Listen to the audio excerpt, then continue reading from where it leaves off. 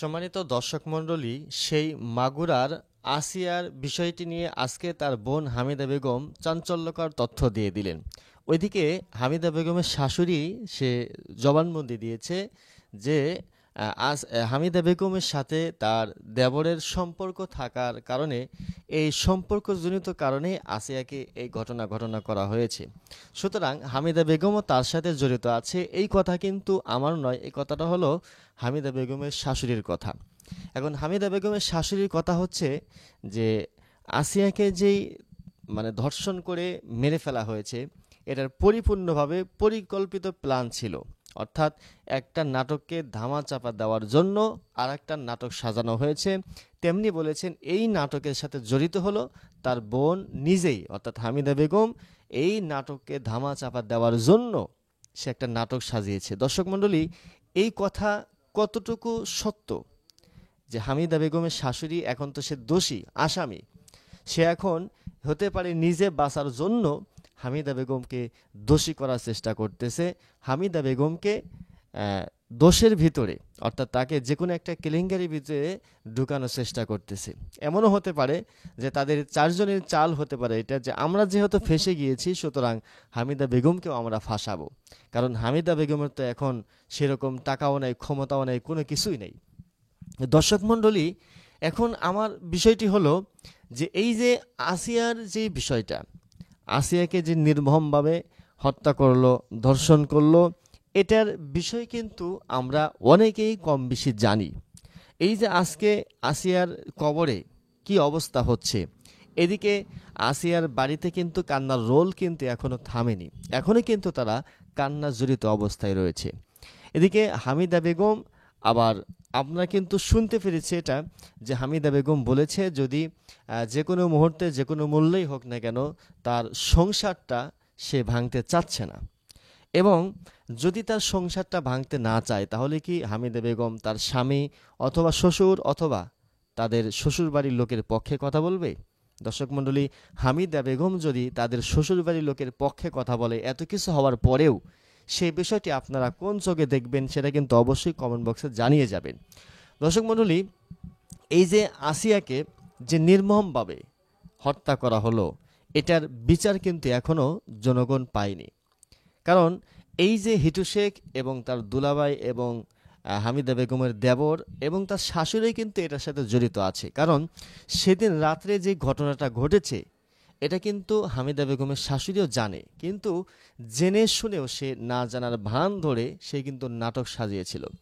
দর্শক মণ্ডলী, আসিয়াকে একবার নয়, হামিদা বেগমকে একবার নয় বারংবার তার শ্বশুর ভোগ করার কারণে হামিদা বেগম যখন বুঝতে পারল যে এই মুহূর্তে আমার এই খবরটা আমার ফ্যামিলির কাছে পৌঁছে দেওয়া দরকার, কিন্তু হামিদা বেগম যখন তার মাকে বিষয়টি ইঙ্গিত দিয়ে বলল, তার মা কিন্তু তখন বিষয়টি বুঝতে পারেনি।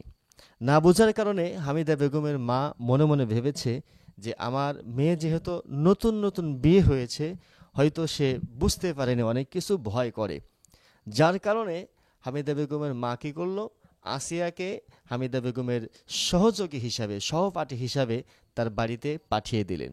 কিন্তু আসিয়াকে তো সহযোগিতা হিসাবে পাঠিয়ে দেননি, বরঞ্চ আসিয়াকে মৃত্যুর কোলে পা দিয়ে তাকে ঢেলে দেওয়া হয়েছে। দর্শক মণ্ডলী, একবার নয় দুইবার নয়, বারংবার যখন হিটু শেখ অর্থাৎ হামিদা বেগমের শ্বশুর যখন পুত্রবধূর সাথে এই খারাপ আচরণ করলো, তখন হামিদা বেগম আর চুপ থাকতে পারল না। ওইদিকে হিটু শেখের ছেলে অর্থাৎ হামিদা বেগমের স্বামীকে যখন বলল তার শ্বশুরের এই ঘটনাগুলো, হামিদা বেগমের স্বামী তখন উত্তেজিত হয়ে হামিদার উপরে ক্ষিপ্ত হয়ে গেল, হামিদাকে তখন আঘাত প্রঘাত করা শুরু করে দিল। হামিদা বেগমের কথা কিন্তু কেউই বিশ্বাস করতেছে না। এদিকে আবার হিটু শেখ সুযোগে সদ্ব্যবহার করল। সেই চতুর্থ দিন যখন হামিদা বেগমকে জোরপূর্বকভাবে এই ঘটনা ঘটাতে চাইল, তখন হামিদা বেগম কিন্তু সেখানে যখন তার ছেলেকে অর্থাৎ হামিদা বেগমের স্বামীকে যখন বিষয়টি ভেঙে বলল যে তুমি চলে যাওয়ার পরে তোমার বাবা অর্থাৎ আমার শ্বশুর কিন্তু আমার কক্ষে এসেছিল, এই কথা যখন হামিদা বেগম বলল, তখন হামিদা বেগমের স্বামী সজীব কিন্তু তেলে বাগুনে জ্বলে পড়ে সারকার হয়ে গেল। হামিদা বেগম বলেছে, যখন আমি এই কথাটা বললাম তখন আমার স্বামী আমার উপরে ক্ষিপ্ত হয়ে আমাকে মারধর করেছে। শুধু এতটুকুই ক্ষান্ত নয়, উত্তেজিত করেছে, তাকে প্রচুর পরিমাণে নির্যাতিত করেছে। দর্শক মণ্ডলী, এই কথা যখন হামিদা বেগমের শ্বশুরের কানে গেল, যে সে বুঝতে পেরেছে, তখন একটা নাটক তারা সাজাইতে চাইল। নাটকটা কি? মরণ ফাঁদ। দর্শক মণ্ডলী, হামিদা বেগম যখন তার স্বামীকে বিষয়টি বুঝিয়ে বলল, তারা বিষয়টি বুঝতে পারে না, বুঝেও না বোঝার ভান করে তারা থাকে। এক পর্যায়ে হামিদা বেগম যখন তার মায়ের কাছে বিষয়টি ক্লিয়ার করে বলল, তখন তার মা আসিয়াকে যখন পাঠিয়ে দিল, আসিয়াকে তখন বলল যে আমি তোমাকে যখন ইঙ্গিত দেব, যে কোনো কিছুর বিনিময়ে যখন রাত্রিতে ইঙ্গিত দেব, তুমি সাথে সাথে উঠে লাইটটা জ্বালিয়ে দিবে। দর্শক মণ্ডলী, তেমনিভাবে সেদিনও সেই একই ঘটনাভাবে হামিদা বেগমের শ্বশুর অর্থাৎ হিটু শেখ যখন হামিদা বেগমের কামরায় চলে আসলো, আসার পরে যখন ইতিপূর্বের ন্যায় ব্যবহার শুরু করে দিল, তখন হামিদা বেগমের মুখ আটকিয়ে চেপে ধরে হামিদা বেগমের শ্বশুর বলেছে, যদি বেশি কথা বলিস তাহলে কিন্তু তোকে সারা জীবনের মতো দুনিয়া থেকে বিদায় করে দেব। হামিদা বেগম ছোট্ট মানুষ হিসাবে সে কিন্তু ভীত সন্তুষ্টি নিয়ে সে কিছু বলতে পারেনি, সে বলতে চেয়েও বলতে পারেনি, কারণ যদি মেরে ফেলে। দর্শক মণ্ডলী, সেই রাত্রিতে যখন এই ঘটনা ঘটাতে চাইল, শুরু করে দিল, তখন কিন্তু অটোমেটিকলি হামিদা বেগম তার পা দিয়ে ছোট বোন আসিয়াকে ইঙ্গিত দিল। ইঙ্গিত দেওয়ার পরে আগে থেকে যেই কথোপকথন তাদের ভিতরে ছিল, আসিয়া বুঝতে পেরে দৌড়ে গিয়ে ঘরের লাইটটা জ্বালিয়ে দিয়েছে। লাইটটা জ্বালানোর পরে এদিকে হামিদা বেগমের শ্বশুর যখন এই ঘটনা দেখতে পারল, আসিয়া বলল যে আপনাকে এত ভালো মনে করেছিলাম, আর আপনি এই কাজটা কিভাবে করতে পারেন? তখন হামিদা বেগমের শ্বশুর কিন্তু আরও তেলে বাগুনে জ্বলে গেল। এখন তাদের নাটক হচ্ছে অন্যদিকে, কারণ এখন যদি তাদের এই মুখোশটা তারা বোন এবং পুত্রবধূ তারা দুজন মিলে যদি এলাকার ভিতরে প্রকাশ করে দেয়, তাহলে তো তাদের মান সম্মান নষ্ট হয়ে যাবে। এই জন্য তারা চাইলো অভিনব কায়দায় তাদেরকে একটা ভিন্ন রকমের নাটক সাজিয়ে তাদেরকে এই ঘটনাটা ধামাচাপা দেওয়ার জন্য। নাটকটা কি? নাটকটা সাজানো হলো যে আসিয়াকে এবং হামিদাকে জিনে ধরেছে। দর্শক মণ্ডলী, এই জিনের কথা বললে তখন সবাই বিশ্বাস করবে যে এরকম হতেও পারে।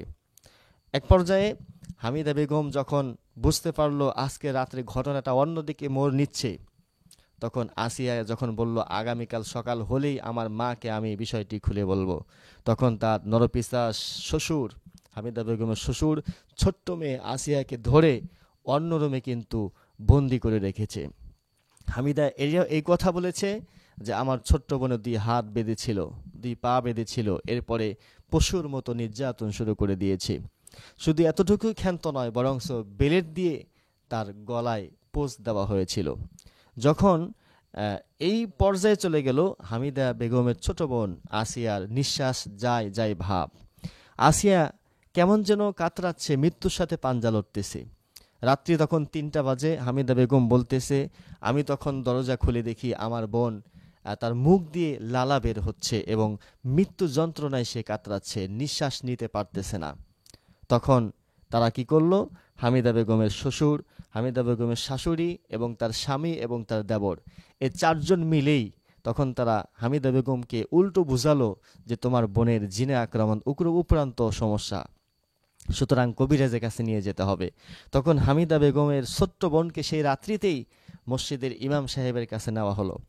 ইমাম সাহেব বলল যে হামিদা বেগমের ছোট্ট বোন এই আসিয়া, একে তো জিনের রকমের কোনো আক্রমণ নেই, উপরান্ত কোনো ভাব নেই, খুব দ্রুতভাবে একে আপনারা মেডিকেলে নিয়ে যান, ইমার্জেন্সিভাবে, এ তো বাঁচার কোনো কথা নয়, কারণ তার মুখ দিয়ে লালা বের হচ্ছে। ইমাম সাহেবের কথা বলেছে, আমি যখন আসিয়াকে দেখলাম তখন দেখতেছি তার মুখ দিয়ে লালা বের হচ্ছে, বেঁচে থাকার কোনো কথা নয়। দর্শক মণ্ডলী, এক পর্যায়ে যখন মেডিকেলে নেওয়া হলো, অবশ্যই সত্য প্রকাশ হয়েই গেল। শেষমেশ ধরা পড়ল তাদের এই দুশ্চরিত্র, তাদের গোপনে থাকার যে দুশ্চরিত্র তাদের লুকায়িত আছে। দর্শক মণ্ডলী, হামিদা বেগমের শ্বশুর হিটু শেখের এই ঘটনা শুধু এখানেই ক্ষান্ত নয়, বরংস ইতিপূর্বেও অনেক ঘটনা ঘটেছে এরকমভাবে।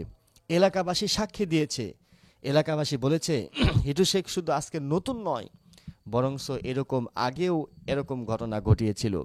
এই সমস্ত ঘটনা ঘটানোর কারণে এলাকাবাসী ধরে তাকে বিচার করে, তাকে জুতার মালা পরিধান করে, জুতা পেটা করে তাকে এলাকার ভিতরে ঘোরানো হয়েছে। কিন্তু এত কিছু করার পরেও তার শ্বশুর আগের মতোই আছে, তার রংটা পরিবর্তন হয়নি।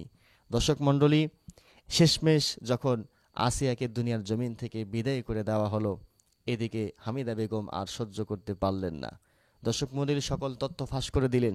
এখন আসিয়ার বিচার তো এখনো হলো না, এখনো তাদের আসামির বিচার হলো না। এদিকে কিন্তু ধর্ষকের ধর্ষণে কিন্তু ধর্ষিতা হয়ে সে মারা গেল, কিন্তু ধর্ষকের এখনো বিচার সেরকম হয়নি। দর্শক মণ্ডলী, এই আসিয়ার সাথে যারা যারা জড়িত রয়েছে, এদের কি বিচার হলে আপনারা সন্তুষ্ট হবেন, অবশ্যই আপনারা কমেন্ট বক্সে জানিয়ে যাবেন। আর যদি হামিদা বেগম কোনোভাবেই তার সংসারকে টিকিয়ে রাখার জন্য যদি তার স্বামীর পক্ষে অথবা শ্বশুরের পক্ষে চলে যায়, সেক্ষেত্রে আপনাদের মতামত কি, অবশ্যই আপনারা কমেন্ট বক্সে জানিয়ে যাবেন।